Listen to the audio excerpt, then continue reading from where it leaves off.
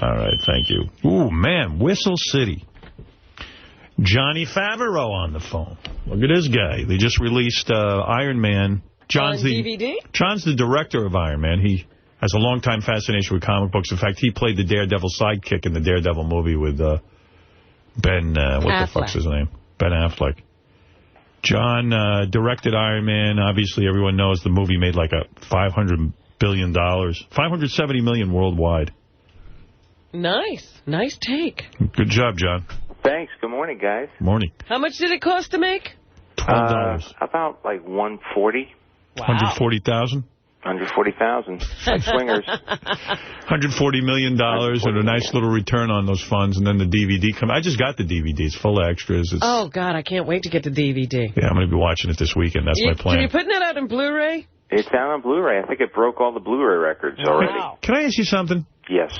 I got something called an anamorphic screen, and if the director shoots in, like, I forget what the ratio is.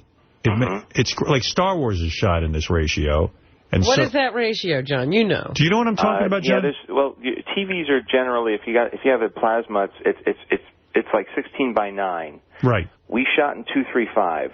What does that mean? Means that the ratio is 1 to 2.35. So it's wider. It's a wider format. You're still going to be letterboxed. A little bit, just slightly. I bought this whole gizmo that makes my screen widen when the film is shot the right way, but I can't find any movies that do it. Yeah, that's kind of old school that they would shoot and have it. Usually you have to either zoom it up. Each one has a different format. Usually your TV, you could toggle between different things. Do people really care about this? Do you really want to know about this? I care about it. He's just trying to figure out if the movie will work on his screen. It will definitely work. Let me ask you something. You were signed as a director for Iron Man. In spite of my last... you were signed as the director, and they made you a one-picture deal. Yes, they did. They weren't smart enough to say to you, listen, we're going to make a deal with you, but we're going to option you for the directing job for 2 or 3 more films. Right. All right. Would you have signed that originally? It depends what they would have put in there, but yeah, I would have signed that. Right. So in essence, they were a little bit naive, because now that the movie was such a smash success, even when I last spoke to you, you said, gee, they haven't signed me to direct. They've already signed Robert Downey Jr. for the second one. Yeah. But the point is, even when they sign people for the next one, everything changes each time in Hollywood anyway. It's not like a contract in the real world. Right. In other words, you can go back and renegotiate. Yeah, it gives you leverage. Everything contributes to it. But remember, you got agents who are negotiating all these things with all the same people at all the studios. There's a whole way this goes down. So you've signed. You've signed. Yes. To be the director for the second Iron Man. Yes, I have. Now, that means they had to come up with a motherlode, right? I was not reprimanded, but I was given friendly advice by a lot of people in my life after the last time I was on the show, saying that I was speaking out of school a bit and not being very professional. Well, you're being professional. In other words, on your first Iron Man deal, yes, do you get a percentage of the DVDs that are sold?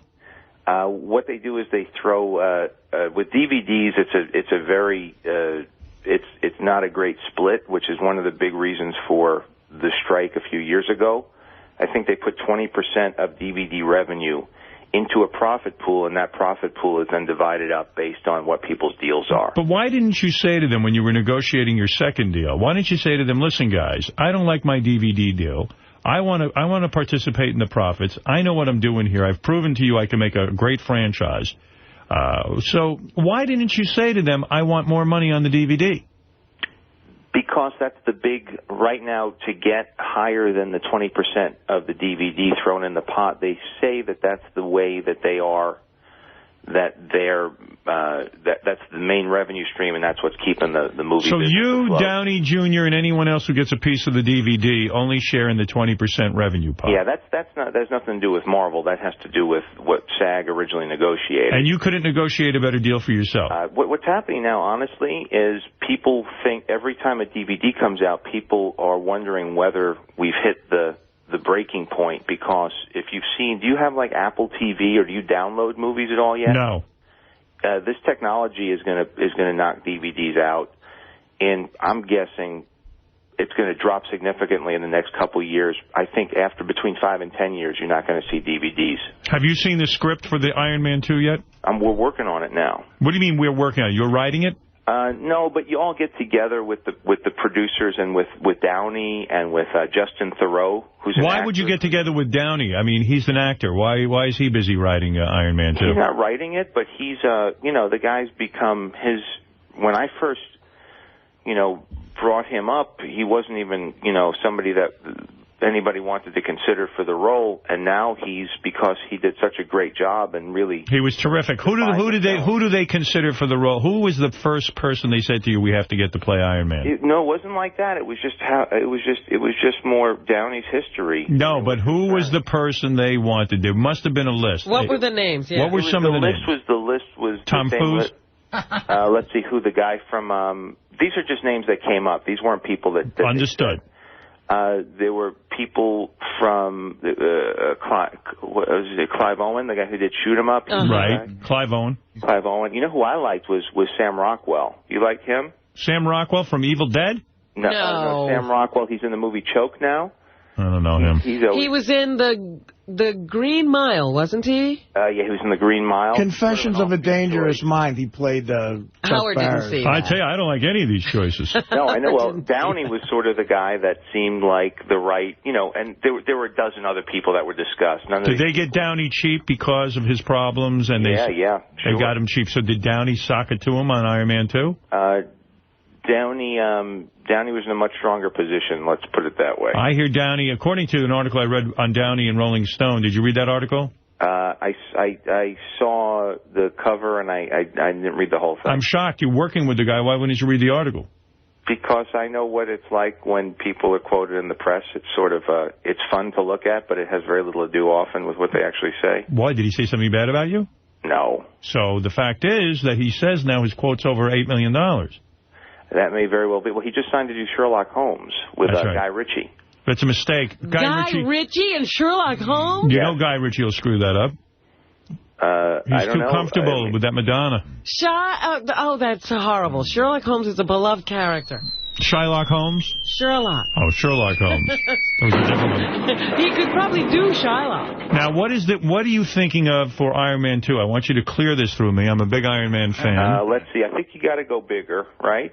Yes. I think you got to do, there's another character called War Machine, who's Rhodey.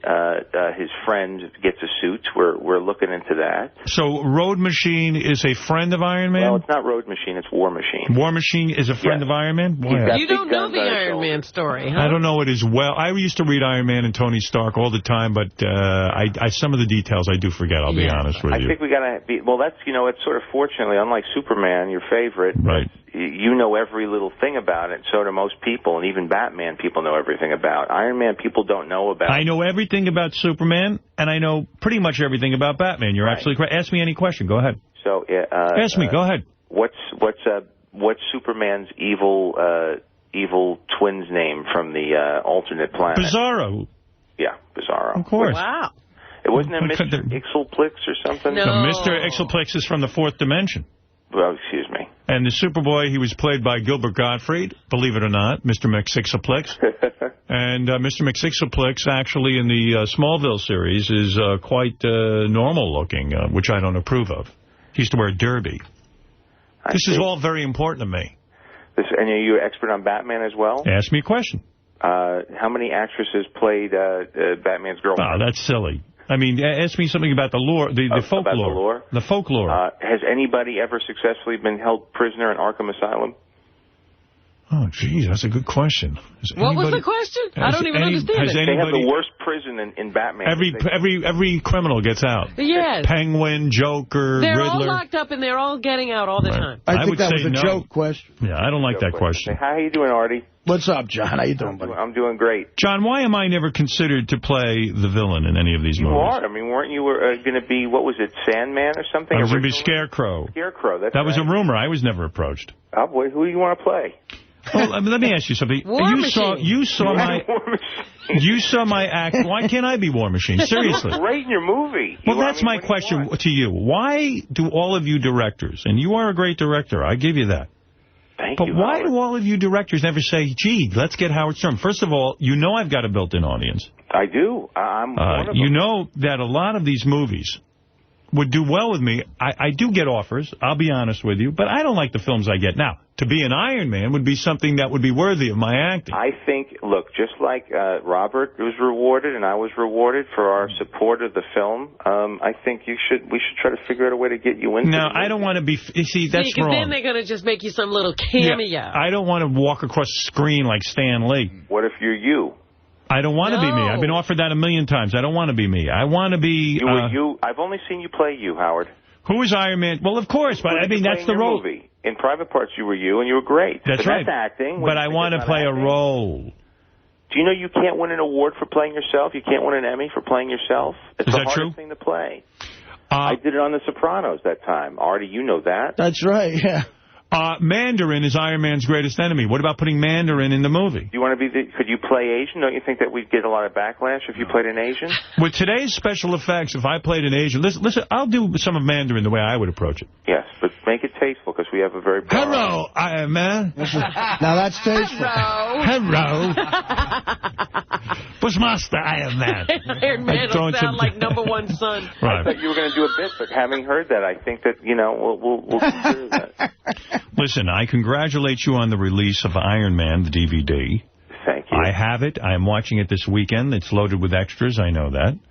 It is available on DVD. Will I see outtakes on the DVD? Yes, you will. You'll see Downey's screen test, which is actually the thing that sealed the deal with the studio. When he did that, nobody argued. Everybody said this is the right guy. Everybody finally put aside their misgivings. I'm coming in my pants because I want to see that.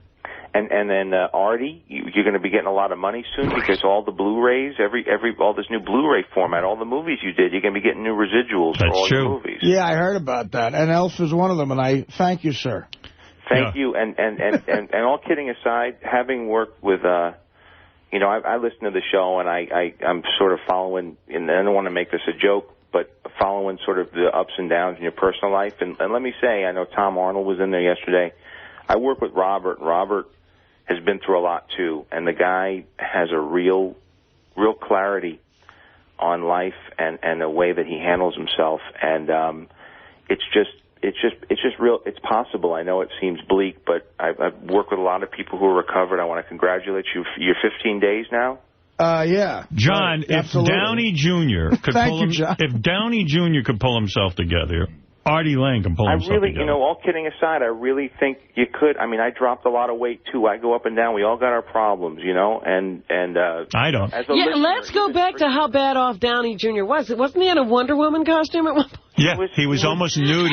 They found him in his apartment in a Wonder Woman costume. I mean, and now the guy's... He wanted to play a superhero all along. Now the guy's on top of the world. And let's say Jon Favreau had the balls to put him in the movie. There you go. That was part of the thing. It's when something clicks and you do it, and I pray that you have. And as just somebody who knows you and really loves your work and really, adores you as a person, too, there's a lot of people really rooting for you, and I know the fans do too, who don't know you only through the show, which is a pretty accurate view of you from what I could tell.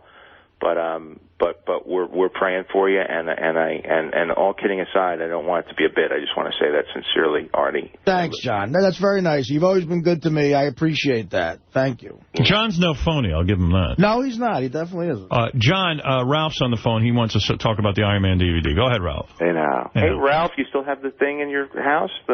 I do, but I don't have in my house is the helmet you were supposed to send me, sir. That's a real helmet. I have it here. Well, come on, man.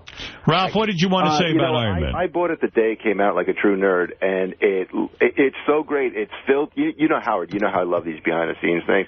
It's got documentary after documentary. They take you into ILM, how they did all the effects and the casting. But you know what's great?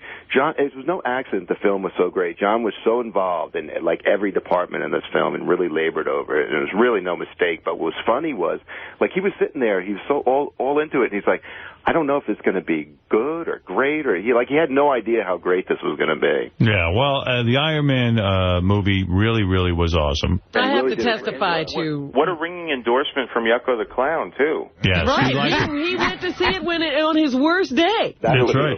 His wife left him after, a week, and he saw Iron Man and still was able to enjoy the film. Are you feeling pressure for Iron Man 2? Seriously? Yeah. Well, a lot less now that Dark Knight fucking, it cleaned up in the reviews and made, as much money as we made, they made, twice as much as we did. Why do you think that is? I don't know, man. People got caught up in it. The Iron Man was 10 times better. Even Downey came out and said that Batman sucked. It's a different. I think Downey's joking around. No, he wasn't. It's a different vibe. And Batman is better known, don't you think? It's better known. It's a more important film too. And then Heath, passing and giving a great performance. I think it's going to get a lot of nominations too. I think this thing's a phenomenon. Why did the Iron Man DVD come out so fast and the Batman one didn't? In other words, Iron Man came out relatively quickly after it was released in the theaters, and I liked it. I still can't get a copy of the Hulk. Why has the Hulk not been released on DVD? I have a copy of it. You do? It came out a couple weeks after us. The thing is, DVDs, just like movies, have good weekends and good windows, and this particular weekend is a very strong weekend in the beginning of October. It's true. My plan is this weekend I'm going to watch Iron Man. I'm going to sit down and watch it. I'm going to watch it, too. Hey, nobody has a stock portfolio anymore. I don't think anybody's going out to the movies. Really? Nobody can afford it. That's what I think it is. Everybody's going to chip in and get... Well, what about someone like you? Here you got a big payday off of Iron Man. Yeah. What do you do with your money now? I mean, do you put it in real estate or something? I don't know. It's like, what do they say? Yeah, where do you put your money? Yeah, cash is king, but where do you put it? I mean, in a mattress. I think I was listening to Warren Buffett on Charlie Rose yesterday. He seems pretty smart. The people with money know how to sort of wait on the sidelines and then come in and pick over what's left over. Some people are going to make a lot of money. They say if you bought like Coca-Cola stock after the big crash, it was a fraction of what it's worth. Well, I was reading today that Trump is busy buying half of Beverly Hills. He's like, the prices are good, and he's just going around quietly buying. That's more because of what's his name from Ed McMahon. Yeah. People with cash should be taking up these bank mortgages. No, you buy gold. Do you find, John, that now that Iron Man was a success, do you find yourself going on websites and reading what people say about the next one? Do you get influenced by that? I used to more when the movie was first coming out. I got a little burnt out on it. But the fans are actually, in this case, it's not just people. It's usually a very smart audience. They usually know more about it than I do a lot of times. So I'll read on Ain't It Cool News, Superhero Hype. There's an Iron Man site called Advanced Iron, and then I used to even keep a MySpace page. I still do actually, where the fans have discussion groups. But don't you think you can run into trouble, if the fans start influencing you and how you make Iron Man 2? I think that checking in with the fans was a good thing this time. I know that as soon as we announced Downey, the fans all really dug it, and that gave everybody a lot of confidence that we made the right decision, even before we started shooting. And John was smart, too. He met with all the comic book guys. You know how we're always saying, why don't they just do it like the comic book? Yeah. Right. Met with all them. Is there eventually going to be like a, sort of a superhero conclave movie where, like they had Downey in the end of the Hulk? Yeah, there's going to be the Avengers. That's what we're working for. That's supposed to be the following year. And Downey's in the end of the Hulk? Why'd you ruin it for everyone, Robin? You're such a loudmouth. Stop it. Oh, my God. Jesus. He pops in at the end, kind of like how... You saw how Sam Jackson came at the end of our film, right? After the credits. Right. Do you have a copy of the Hulk, John? I'll get you a copy. Yeah, I mean, why am I... everyone on the... it's people not out yet. Can I tell you something? People have sent me 50 bootlegs of the Hulk. I refuse to watch them. You won't watch it? Well, I want to watch a pristine copy. They might not have a clean copy. I just got my clean copy of Iron Man this week. So sometimes it's not ready. Really, how dumb is Marvel? Like, you have a show on every day. Why wouldn't they send that to you the week before it came out? Because they're fucking assholes. Right? Oh, boy. Thanks. And you can tell him I said that, Johnny. I'm glad John said that. You're not kidding. There we go. Oh, you've been such a supporter. I know it's just. Hey, did you ever bang, what's her name? The one you used to hang up. Remember we went to... Famke Janssen? Yeah, did you ever bang Famke Janssen? No. I think he did. They did a great movie together, Love and Sex. No, I didn't. You banged her, didn't you, you devil? I didn't. You banged her. You know why? Say, I swear in the life of my children. I would never swear on life of my children. There you go. He banged her. I did bang her. She's in if you want to see another really great Jon Favreau movie that not a lot of people know about, it's a movie called Made. I love Made. It's hilarious. And Famke's in that as well. Famke was in love with you, wasn't she? No, she wasn't. What? I was in love with her. You were? I tried to make love to her, but she woke up. I know You've reached a whole new career level. Time to get a divorce, right? No, I got a great wife. You saw my wife. I know, but nice, you know. Beautiful Jewish doctor. Happy New Year, by the way, Howard. Thank you. Happy New Year to you. I was listening to you talking about Russia Homa. I thought that was very entertaining. Johnny, you're a big shot now. I'm glad you still call in. And who does Jon Favreau endorse for president? Boy, I really like how you guys are handling it. I mean, now you're the only show where it's not you're not completely vilifying one side or the other. You're vilifying both sides, which I think is very even-handed. I wanted to vote for McCain, but I can't. He was always my favorite, to be honest. I've never voted for a Republican president, but I would have voted for him. Yeah. But then now I don't know if I want Palin to be president if something happens. Yep. Well, I think a lot of people are feeling that way. I'm telling you, I usually don't vote for Republicans for president, not often, but this is a bonehead move, and I think it's really costing him the election. I don't think the guy wants to be president. I think the one good thing about McCain, I think that, there's two things could happen. McCain could either get into office, nuke Vietnam, and drop dead. Right. That's one thing. One thing good about him is he wouldn't nuke Vietnam. He might. I mean, this might be a big plot that he cooked up in the cell. I'm still pissed off. I still think he's the Manchurian candidate. I think they wired him up. Oh, you think he'll nuke us? But I honestly think that if you really want change,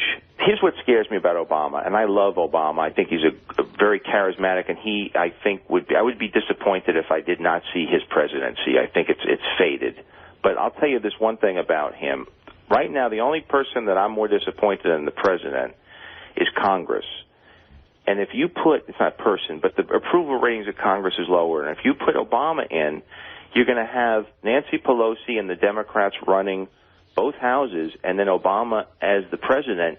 You're going to get this rubber stamp passing of laws like you've never seen before. Taxes are going to go up. Everything's going to change. How do you know that Congress won't change this election? John's finally getting some money. He don't want to be paying taxes. No, but the point is, you don't know that the Congress will look the same after this election. I think it will. It's going to be democratic. I mean, you're going to see, usually there's checks and balances. The one cool thing about McCain is I don't think he's looking forward to a career of speaking engagements after his presidency, if you know what I mean. Yeah, he's going right to the old age home. I think he's gonna go in there and he's gonna be the maverick that I've always liked. And he was always my favorite Republican. And I got to tell you, I think we're going to do good either way. I think they're both honorable, good men. They both seem to know what's what. And with all these crises going on, nobody's going to be able to do anything. All right. We're all inheriting the same mess. That's fascinating. How long did the suit take to make? Can we get back to the important shit? All right, thank you, Ralph.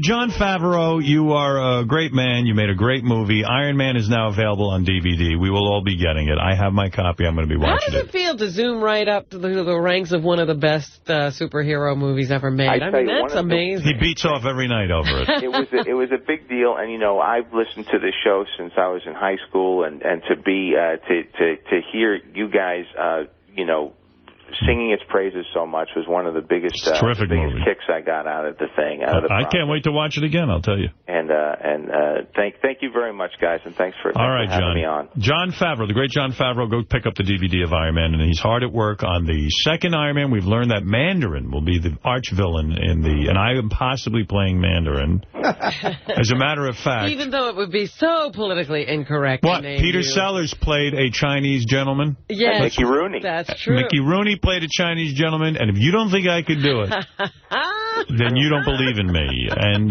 really, John never really answered the question why I'm not tapped for these kind of roles. I will do, but you don't want to play yourself, so we should negotiate off the air. Yeah, you got to be a little more original than that. We'll come up with something. Better be good. Don Rickles was a very tasteful Chinese guy in his act. Peter Sellers played Charlie Chan. All right, sure. Thank you. All right, John, good luck with everything.